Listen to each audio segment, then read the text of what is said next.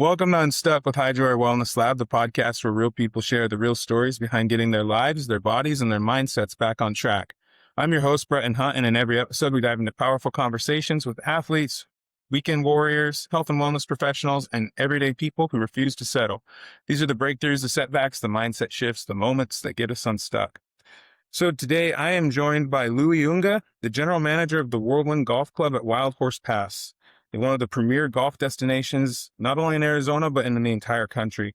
Louie's journey is one of hard work, continuous growth, and leadership. He started in the golf industry over 2 decades ago, working in player services and tournament operations, and steadily worked his way through the ranks by learning every aspect of the business. Today, he oversees the world-class golf operation, known for its customer experience championship course and hosting some of the biggest events. So today's conversation is for golfers, for business owners, just coaches, anyone that's looking to get better. Louie's got some good advice and some stories that he's going to tell us today and share with us. So Louie, thanks for joining me today. I appreciate it. Thank you for having me on the show. I really appreciate the time. Awesome. So you've been at the Hydro Wellness facility, a couple of times. You've used some of the equipment. What has your experience been like using the equipment before we dive into your backstory and everything? What have you enjoyed here? What's been your favorite piece of equipment? What would you like to? Yeah, this is an amazing facility that I know that you guys have worked really, really hard on it, and you've been very thoughtful in the way that you put it together. So I've thoroughly enjoyed my time here. Unfortunately, I don't get to come here as much as I would like to because, I let other things get in the way, which is a whole other story. But yeah, I mean, everything from cryo to the cold plunges, the air treadmill is my favorite because, I enjoy running, but I don't enjoy the way that my joints feel afterwards, but really a great place. That's awesome. Yeah, thank you for that. Yeah, it's been a lot of fun building, and it's fun to see people, just everyday people, not just athletes, get to enjoy the benefits that come from all that equipment. But all right, so let's talk a little bit about you. Where are you from? Where'd you grow up? Were you always in Arizona? What was early childhood like for you? Yeah, so for the first 5 years of my life, we were kind of all over the place. My dad was in music. He played with a Polynesian band. My dad's from the island of Tonga, which is about 500 miles east of Brisbane, Australia, in the deep South Pacific. But so we were kind of all over. We moved to Arizona. We were here to the Phoenix area when I was in first grade. So for all intents and purposes, I'm a native Arizonan, and I've been here since I was 5 or 6 years old. But, childhood was fun and challenging. The child of somebody that comes from a different country. And so there's certain challenges that come with that. And we didn't have a lot in the way of material possessions, but we had a lot of fun. I have 3 brothers and a sister. So we're very close and are continue to be very close. So, there's a lot of fun that comes along with that. But growing up in, let's call it poverty, that's exactly what it was. You spend a lot of time and effort and energy trying to figure out, how am I going to elevate myself out of this, where I'm at right now and make a better life from not only for myself, but for my future family. And so my childhood, my background, the way that I grew up is really a driving force, the things that I've done and the things that I've been able to accomplish. That's crazy. So your dad was in music. Yeah. That's what kind of music was it? Like traditional Tongan music or? Yeah. All kinds of Polynesian music, but there's actually a huge market that continues to be. In fact, it's growing for Polynesian music, for luau's, for dance. So my dad is a musician to this day, one of the finest guitarists that I've ever seen in person. Like he's really good. His fingers don't work quite as good as they used to, but he still plays. And he was in a band that they toured North America for many, many years, and they kind of settled into shows on the East Coast. So we lived there for a while, but eventually he said, if I'm going to have a family, the music thing, it just doesn't mesh well. So he kind of stepped away from that full time. He still did it on the side and still does it. But moved to Arizona and tried to create as stable a life as he could for all of us. That's awesome. So early in those early childhood years, you mentioned in growing up, it was a little hard. Things were a little scarce. What's a lesson that maybe he taught you that you learned going through all that helped propel you to where you are now, where you're like, I want to make a better life for me, for my future family and all that? Yeah, I think one of the best pieces of advice that I ever got from my dad, one of the best pieces of advice I ever got, period, was from my dad. He said, if you knew how well things were going to work out, you would wonder why you ever worried in the first place. And that's, that's been huge for me, because a lot of times we build bad things up in our head, especially if they stack on top of one another, right? You know, things happen, and sometimes they happen in waves. And it's been huge for me to just keep that in mind and remember that nothing is ever as bad as it seems. That's great advice. I love that. All right. So you went to high school, went to college. What got you into golf? Were you always interested in golf, or is it just something that you picked up, early on or later on in life? What got you into like the golfing world? Yeah, so I've played golf since I was 9. Not seriously, right? I just kind of dabbled in the golf. I was into a lot of things as a kid, but I was always kind of hooked on golf, though. Ever since I was a kid, any chance that I got to go play golf, I really enjoyed being out on the golf course. Nothing made me, happier than being out on the course. So I was always into golf, but I didn't really work in the golf industry until I started college. Started ASU in 2000, 2001, and I landed a job at the legendary but now gone ASU Karsten Golf Course. I'll never be. Oh, wow. I will never stop being sad that place is gone. But yeah, I started working there in guest services, and started working with tournament operations, and really just cutting my teeth in the business. And that's where I kind of got the idea in my head of, wow, golf is more than just a game that you play casually or even seriously. There's a whole business side to this that just never really occurred to me that would be for me. And it turns out it was a perfect fit. It's a perfect fit for my personality. It's a perfect fit for my skill set. It's really been a great life. That's awesome. So you mentioned like, and I thought the same way until, I opened this place up with my brother-in-law. There's so much more that goes into business and all that. So what was the thing that stood out to you when you were cutting your teeth early on? And you're like, oh, wow, that's a part of this too. Like, it's not just coming here and, Yeah. paying for a round and going out. Like, what was the thing that stood out to you? It was like, wow, there's so much more to this than just, coming and playing. Yeah. Bretton, there's a lot of things that when you show up to a golf course, you see sort of a finished product, hopefully, right? Yeah. Hopefully that's how you feel when you go to a club. But there's so many moving pieces behind the scenes that nobody ever really knows about. For example, when I got married, my wife started learning some things about the golf business. And one of the things that she was shocked by was that we move the spot where the hole is every day, right?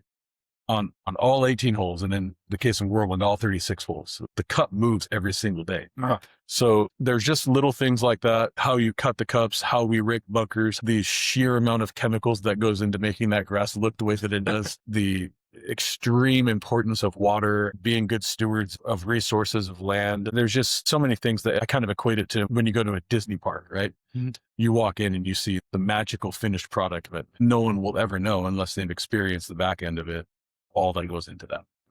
That's a good point. So I have a question real quick on moving the cup. So you guys hosted the LPGA on tournaments and stuff like that. Do you move the cup still every day? And Oh yeah. Yep.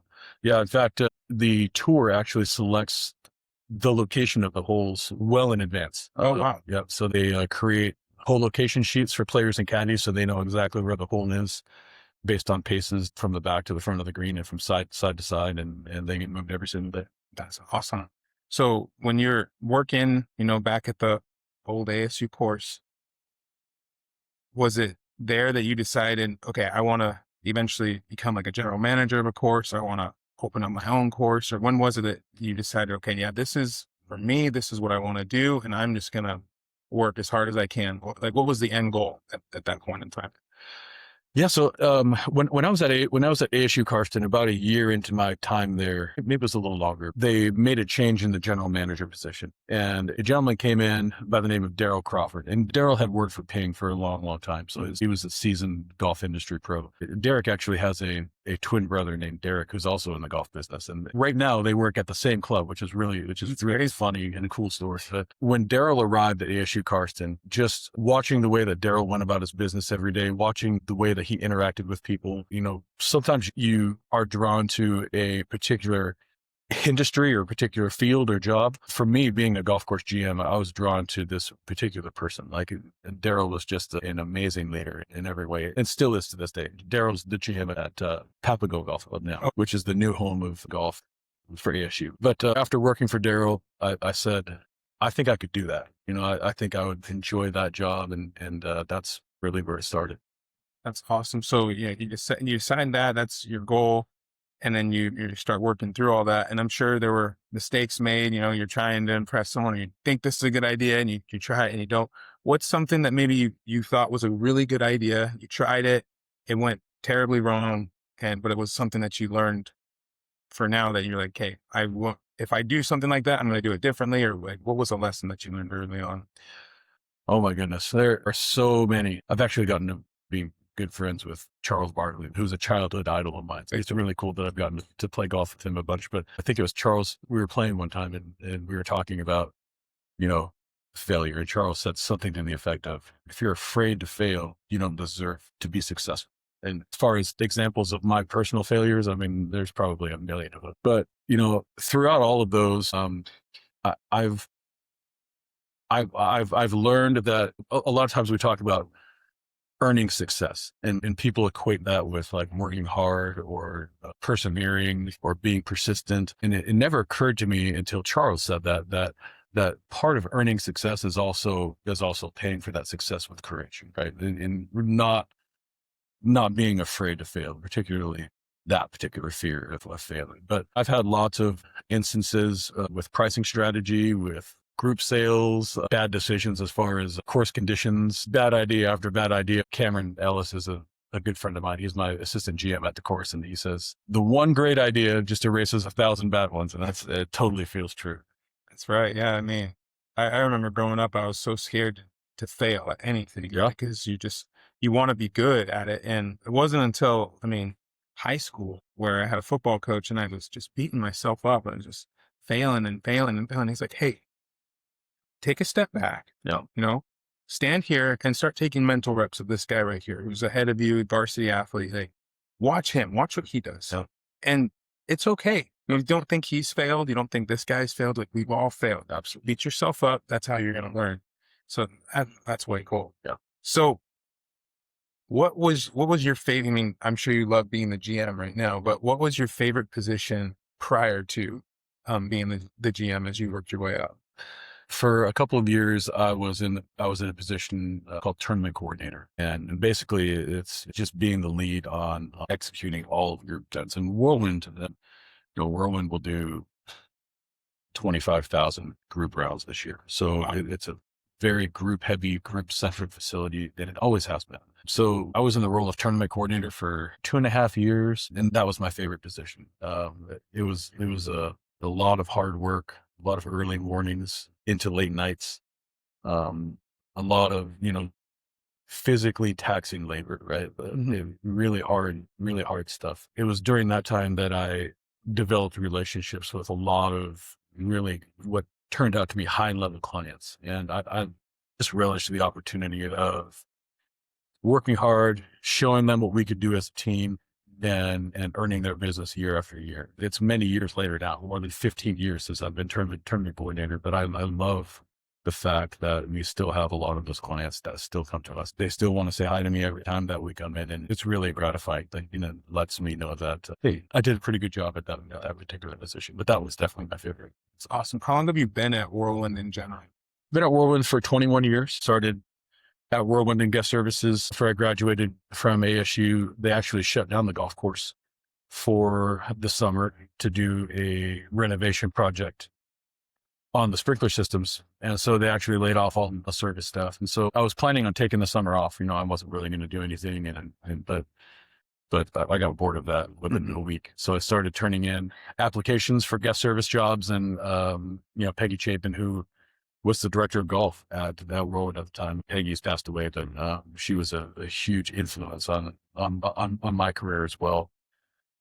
She called me, offered me a job at guest services at Whirlwind, and my first day on the property, I was like, this is such a special place. It was the best kept secret in the valley at the time. Nobody knew that it was there, and that's certainly not the case anymore. But 21 years at Whirlwind, there are a lot of people, particularly in the golf business, that have the mindset of, in order to be successful, you've got to work at tons of facilities and move all over the country, sometimes all over the world, in order to get different experiences. And for me, I understand that. Like, I don't necessarily disagree that that's a good way to sort of map out your career. But for me, Whirlwind is such a special place that I've always just, they have very special owners who care a lot about the facility, who care a lot about people.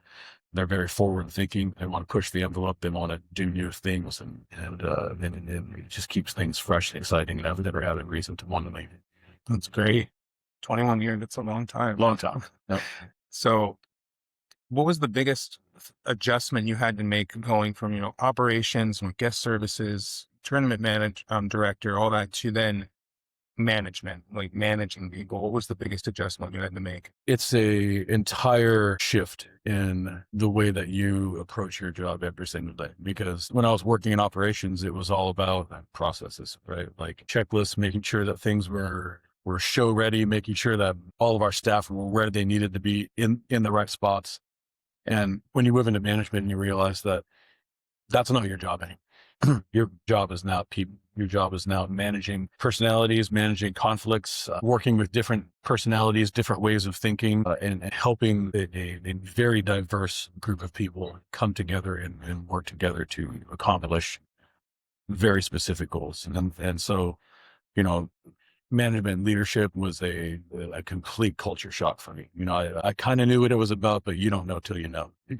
So that's been the biggest difference is just realizing that all those daily processes that's not my job anymore. And as much as I want to jump in and do all of those things, I have to realize I have to trust somebody else to do that now.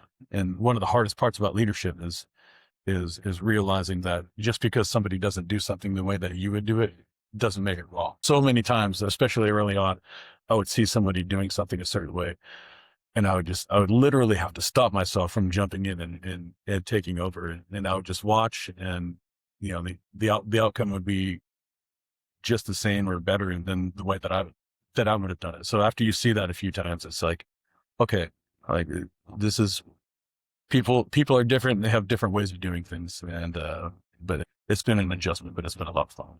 How long did it take you to feel comfortable with that adjustment? Like you said, I'm sure the first couple of times you were like, okay, I got to jump in, got to fix this real quick, or show them how to do it, how I would do it. Is that still something where you kind of fight a little bit, or have you totally just be like, no, I'm good now? I've never gotten comfortable with it.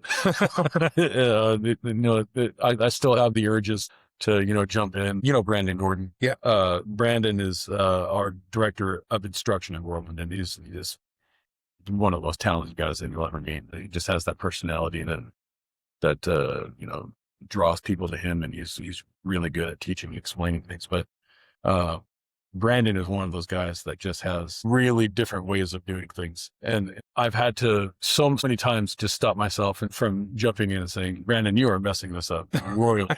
but oftentimes it works out because, Brandon just has the work ethic to not just to make things work, but to make things work his way. And, there have been lots of guys like that, lots of people like that. But yeah, to answer your question, I still fight the urge. I think that's a sign of a good leader right there, where you still have the urge, where you're not too high above everyone, where you're like, no, I'm above that. I can do that. You still want to jump in and help, but you're like, okay, I'm going to let them do it. And if I have to step in and help out, then Yep.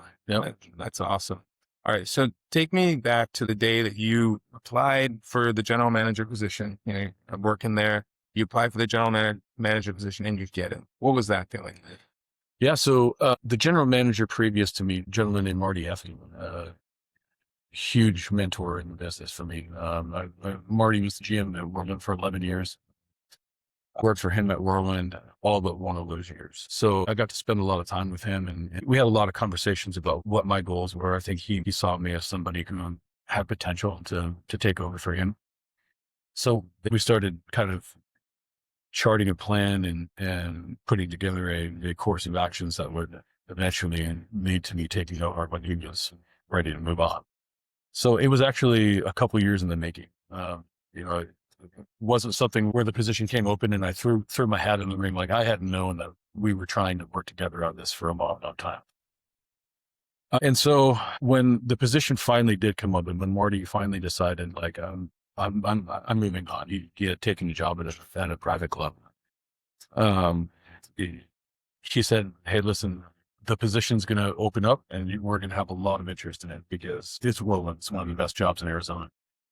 And for me, it was incredibly intimidating because people don't get jobs like Whirlwind as their first GM job. Like that just doesn't happen. Typically, you take a job at a much smaller facility, prove that you can do good things, prove that you can do the job, and then you kind of work your way into, work your way up. It was a little bit different with me because I'd been at Whirlwind for so long, and we had done amazing things during Marty's tenure. And so that's one of the things that I had working for me was that, hey, I've been here in the driver's seat for all of this. And so let's just keep it going, right? Like I had a few interviews. The club was managed by Trin at the time, which is to this day the world's #1 management company. So, and obviously we had a lot of interest from some really good, really qualified people. And so those were hard days for me. That process happened over the holidays. And so it was just a very stressful time because I had been at Whirlwind for a long time. It was kind of a spot where if I didn't get the job, I wasn't going to stay. Right. It just didn't make a lot of sense for me to stay there and work for somebody else. So I was really prideful that way. I was like, I'm not going to do that. But after really what was a grueling process, Marty calls me into the office one day and tells me that I was selected for the position. And it was amazing. I signed my offer letter right away, my hand shaking. When you get that first GM job, the salary number is shocking, right? Like you're just like, wow, this is a crazy moment. But I called my wife right away and told her it was my wife that I was happiest for. She kind of took a chance on me and believed in me when I was kind of working my way up in the business, making nothing, right? Like we didn't have anything. Like we were scraping by and eking our way through life. And, she had no reason whatsoever to believe that I was going to do what I said I was going to do. But I was happy for her faith that she placed in me paid off. She's just the rock in my life, right? I can't really say it any other way, but that was a great day. I'm in my 8th year as GM now. It's just gotten better and better. There's new challenges every single day, new projects every day to work on. There's always another goal. One of the things that was hard about that first day of getting the GM job is I said, what now? Because being a GM was like all I ever wanted to accomplish. Once you get there, there's that moment where you're like, what's next? I don't know what to do with myself. I don't know how to act right now. But soon you settle in and you find out that there are a million goals out there that you want to reach. And it's never stopped being fun, and it's never stopped being the best job ever. That's awesome. I love that.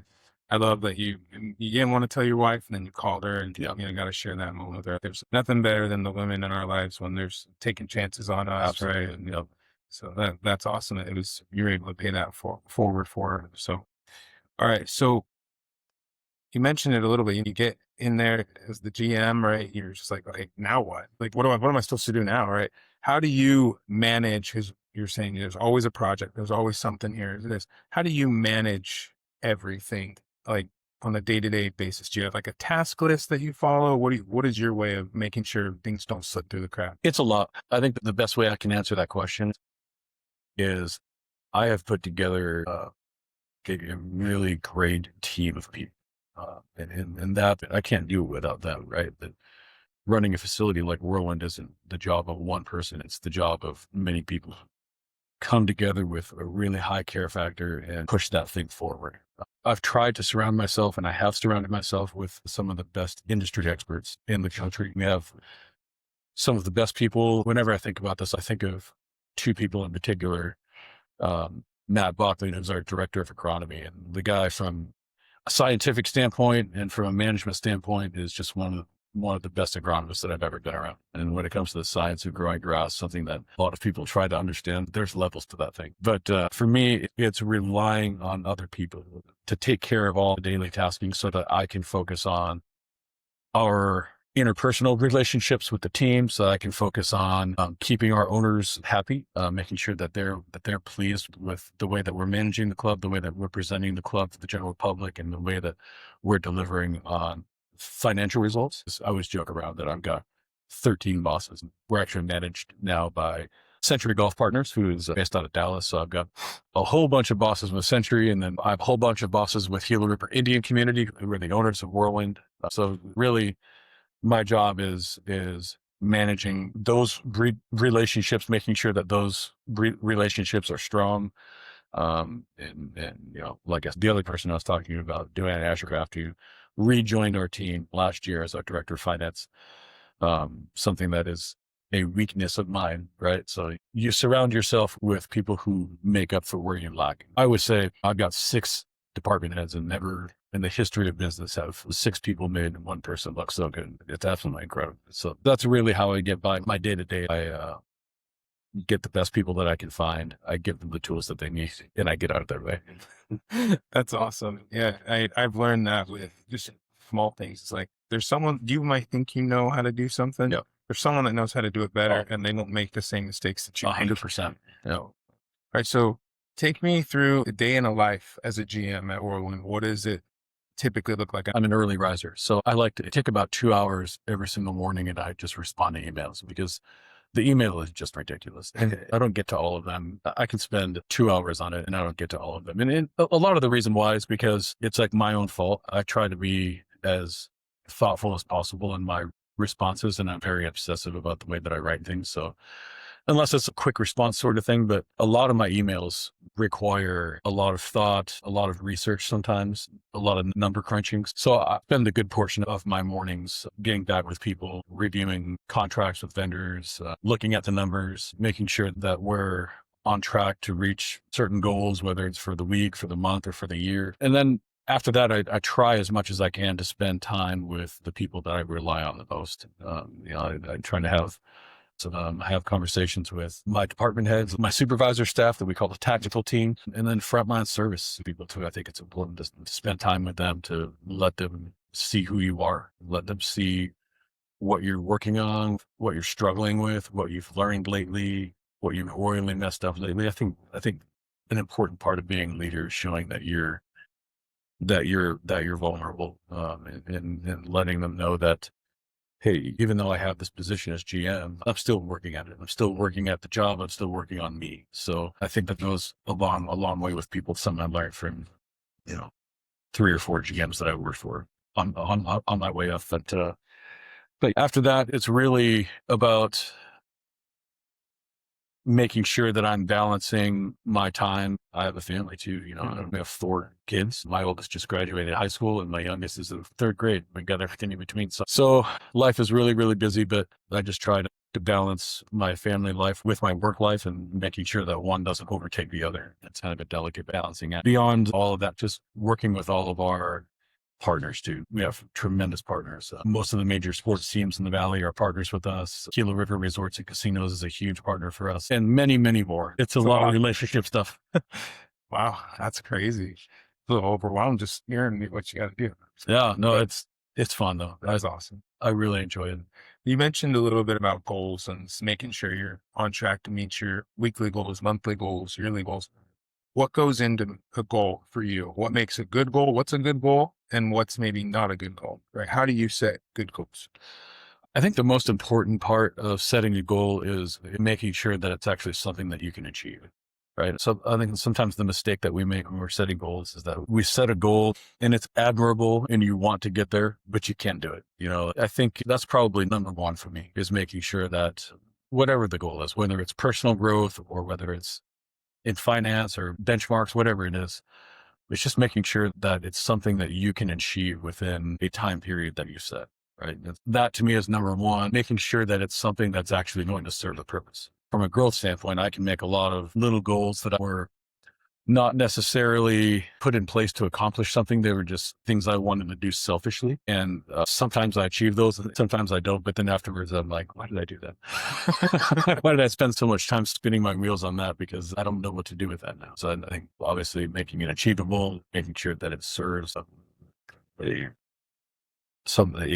good purpose. I like that. That's awesome. Yeah. I think sometimes y'all make these goals, like you said, they're admirable. They're amazing goals. So it's like, okay, that might be a good goal down the road. Yeah. Let's make some other goals so we can maybe get to that goal Yeah, down the absolutely. road, right? Yep. So Building blocks. exactly. All right. So you manage one of the best golf courses in all of Arizona. What, in your opinion, makes Whirlwind so special? There are a lot of things. I could talk about Whirlwind all day. So how much time do you have, Brett? Yeah, hey, I'm here.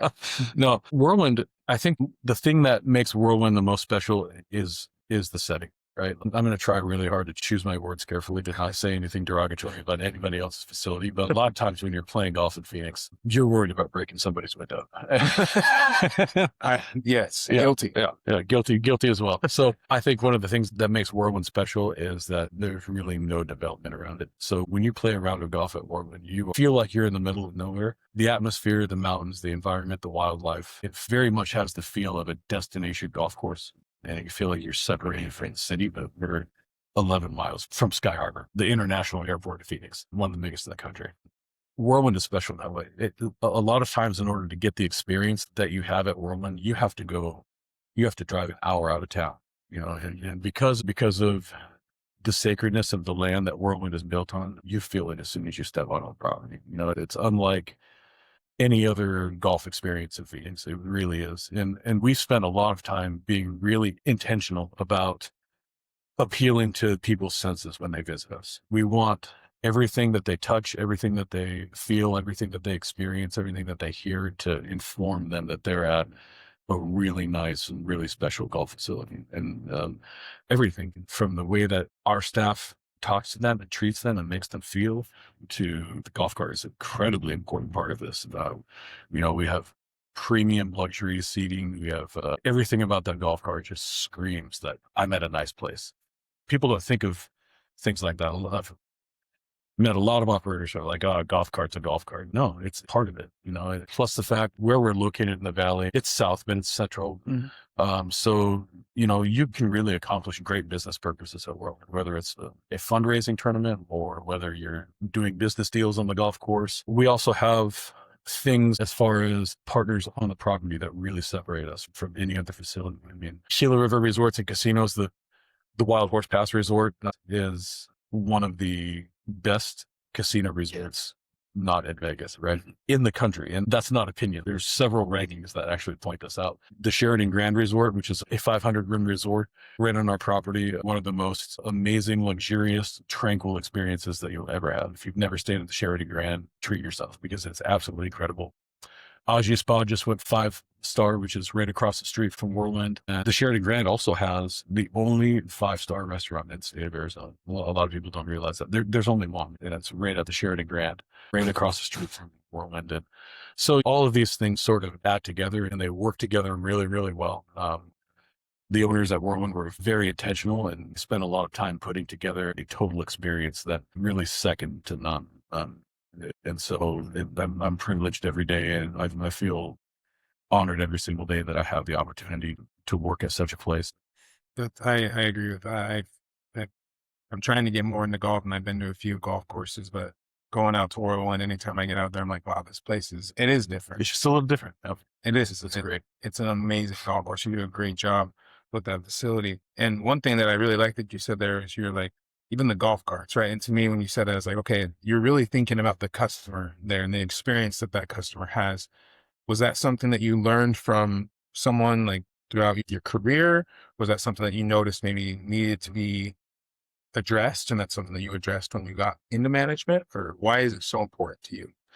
Yeah, I've had the great blessing of spending a lot of time with our chef at Whirlwind. His name's John Farley, and he's a taskmaster. Like, he's a really hard worker. He's one of those guys that likes to be hands-on with his job every single day, but he also has this side of his brain where he is like amazing at presenting things. And you actually know this. In the culinary world, it's all about presentation. It's about the way something tastes, but it's also about how it looks on the plate before you. So, I've sort of borrowed a lot of those presentation aspects of the culinary world and just kind of had a realization about how they also apply to golf. And they absolutely do. I mean, it's about the way that you present things to customers. It's about appealing to their sense of smell, their sense of taste, their feeling, the way that they interact with things with their hands. All of those things really, really add up to a total experience. And it separates you. It's a differentiator because It's things that people don't think about all the time. So I've had a lot of great leaders, GMs that I've worked for, but also people that work on my team now that are very intentional about thinking about new things, new experiences. I had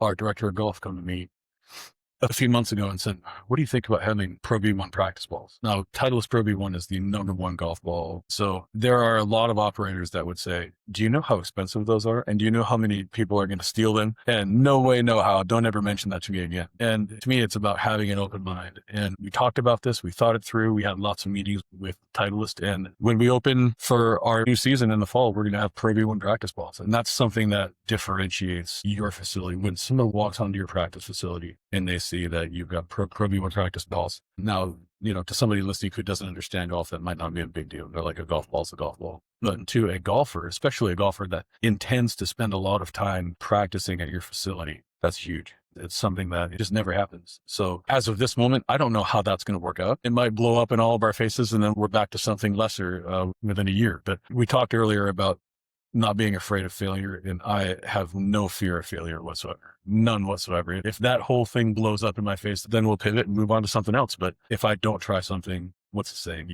You miss 100% of the shots that you don't take. So when it comes to the customer experience, that always is first and foremost when it comes to actually operating the facility, because everything else just falls into place. If you nail that, everything else is easy. That's amazing. That's really cool. I think that makes the experience for golfers just even in like for me, when you're telling me like, hey, this is the most expensive practice ball, it's like, or golf ball out there, it's like, oh, you really do care. Oh, you really do want this place to just scream like this is a golfer's Disneyland. Absolutely.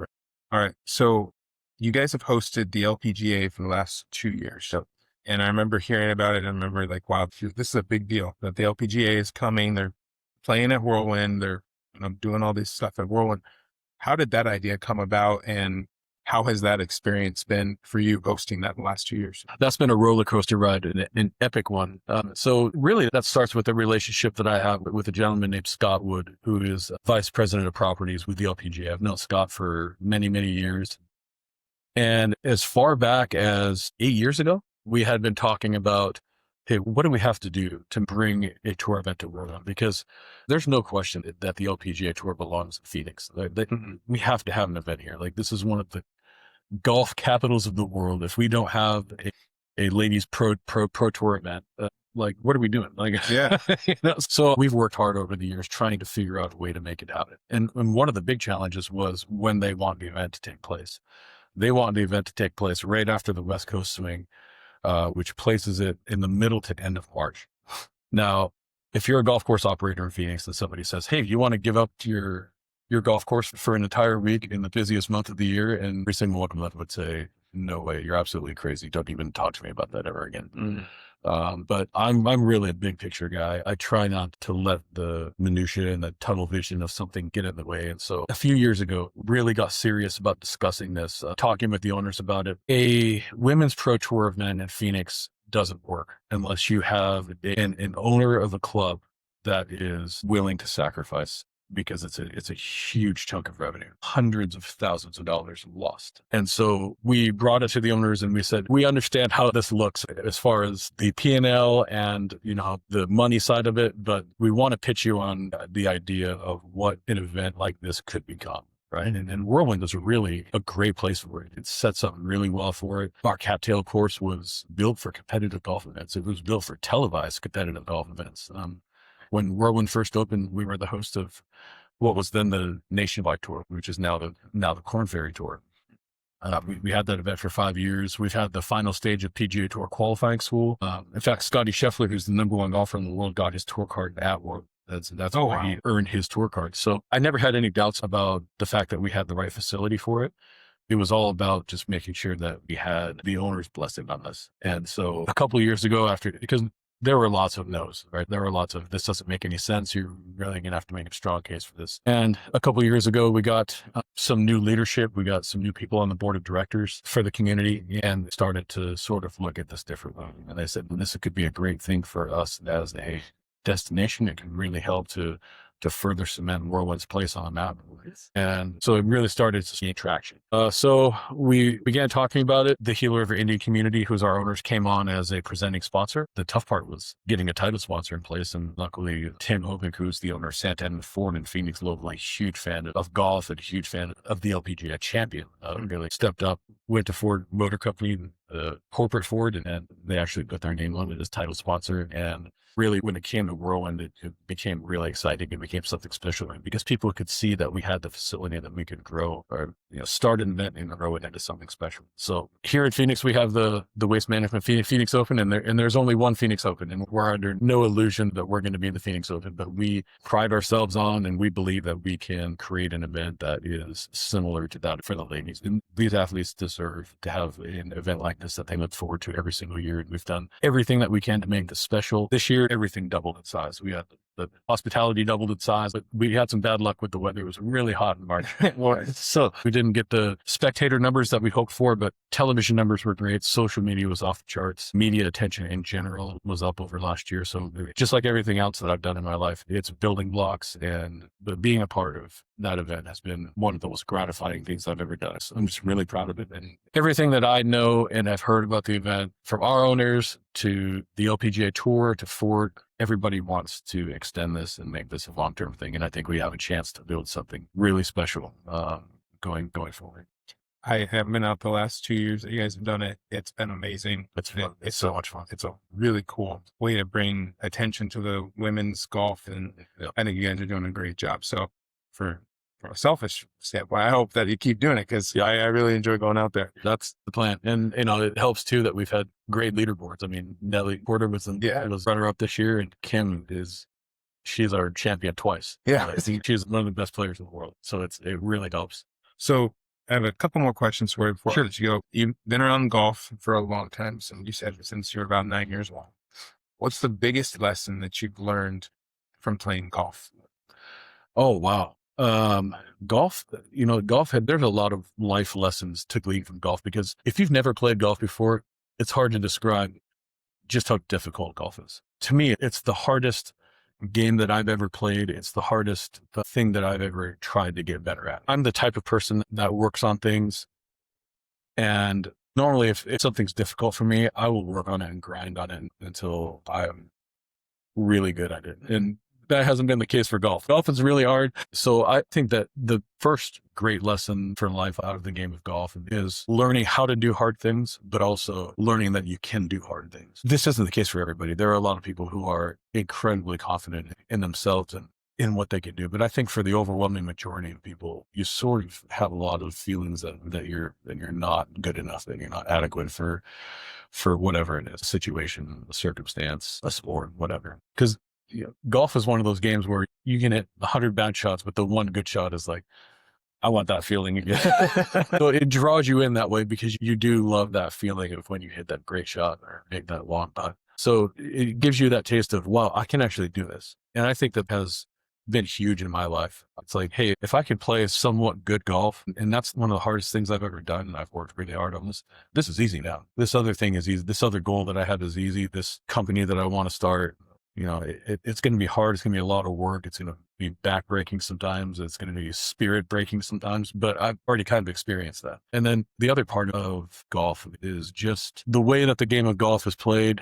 It's all about being accountable to yourself, relying on yourself, and doing it in a manner that's kind and thoughtful. They call it off the gentleman's game. That's what it's been called traditionally. And, there's so many aspects of it where they want you to keep it classy, basically. Yes. And so there's a lot of parallels to draw from that from a business standpoint, making sure that you're fair in your dealings with people, making sure that you're trustworthy, and making sure that you'll call the thing on yourself. Accountability goes a long, long way. It's really been a huge part of shaping who I am today. I love it. It's awesome. All right. So last question for you. Yeah. The title of the podcast is Unstuck. Yeah. Right? We can be stuck in so many different parts of our life, whether it be physically, financially, emotionally, mentally. I think most of us have been stuck in all of those aspects at one point or another in our life. What would you tell someone that is in that moment, they're just feeling stuck and they just feel like there's no hope, there's there's nothing that they can do, what advice would you give them to begin the process of becoming unstuck? Really good question. The best analogy that I can put forth about this is one of the things that I love to do from an outdoors perspective is I love off-roading. I think that's one of the things that really just it's just a great way to blow off steam. It's a great way to experience something thrilling. And part of off-roading is getting stuck. And so I've been stuck a few times. And when you're stuck, whether you're stuck in mud or stuck in sand or stuck in some sort of elevation change, the way to get unstuck is by finding traction. And so obviously having a vehicle that is equipped specifically to help you gain traction helps. But from a life perspective, it's understanding that you are that vehicle and you're built for that. You're built specifically to get unstuck. And all of us get stuck. I've been stuck so many times, whether it's career or family, relationships. And it's a very difficult feeling. And I think the temptation a lot of times is just to burn it all down and start over. And people get to that point. But I talked earlier about things are never as bad as they seem. And that's true, even if you feel like you're stuck in a pit and there's no escape. Oftentimes the answer is very, very simple. So what I would say is find one thing in your life that can help you gain traction and do it. Eventually you'll find that you have a little bit of traction here and you can use that to elevate yourself out of whatever's holding you back, whatever's keeping you stuck. So start small, because if you look at everything as a whole, it's going to completely overwhelm you and you're going to stay stuck. And that's what happens. That's how people stay stuck. So find one thing that helps you get traction. When I was stuck in the sand one time, it was finding a piece of beechwood and putting it under the tire, and that gave me just enough traction to get out. Another time I was stuck in the sand, it was somebody coming by with another vehicle and literally pulling me out. And sometimes that's the answer too. Use the people around you, the resources around you. Don't be afraid to be vulnerable and let people know I'm really stuck on this, because a lot of times they'll have a very simple answer and they'll hook their toe strap to you and pull you right out. And that's happened to me so many times. That's what I would say. I love it. That's awesome. Finding that one piece of traction that you can use. And yeah, like you said, it might be as simple as a piece of beech wood, or it might be, hey, I really need some help. And there's always going to be people out there that are willing to give you a hand and pull you out. So yeah, most of the time they don't help because they don't know that you need it. Exactly. So, don't be afraid to speak up. Love it. All right. So I'll let you plug Whirlwind real quick.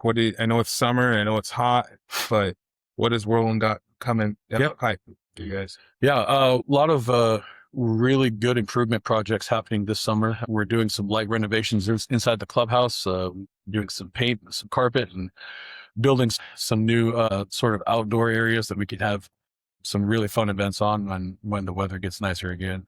Doing a lot of things on the golf course as well. Summertime is when we have less traffic on the course, so we could do projects like shockwave and fixing cart paths and a lot of really unexciting, mundane stuff. But like we talked about, all of it works together to create that really special experience. So one of the things that I could talk about now is that we are planning an expansion of our restaurant. We're in the design phase of that right now, sort of putting together a space that is not only going to be more functional for us, but it's just going to create that hang, that place that after your round of golf that you want to stay at. And it's going to be so much fun. I've been a part of two major renovation projects before, so there are a lot of aspects that I'm not looking forward to.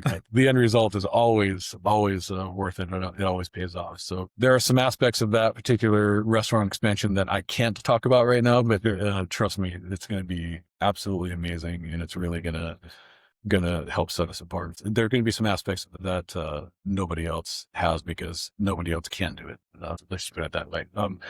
And then there's lots of projects on the further horizon, new golf course projects, possibly a fully lit 9-hole par 3 course, which is a really fun way to sort of get entry level into golf. So a lot of things that we're working on that are really exciting. But yeah, come on out to Whirlwind. If you join us in the summertime, it's going to be a little bit more affordable because Whirlwind gets really unaffordable in season. Come on out. You're going to have great experience, great course condition. We never let those projects that we're doing, or we try not to, affect the experience that you have. So come on out and see us. I love it. I'll second that. Whirlwind is the best golf course I've ever been to. And every time I go out there, it's a lot of fun. So, hey, thank you, Lou. I know you're busy. I appreciate you being on. If this episode resonated with any of you, or you heard something that you feel like could help anybody else, please share it with them. And, we want this thing to grow. We want this thing to be something that can help people get unstuck in their lives. Again, thank you, Louie. I'm Brenton Hunt, and this was Unstuck. And remember that progress begins with one step. And we'll see you next time.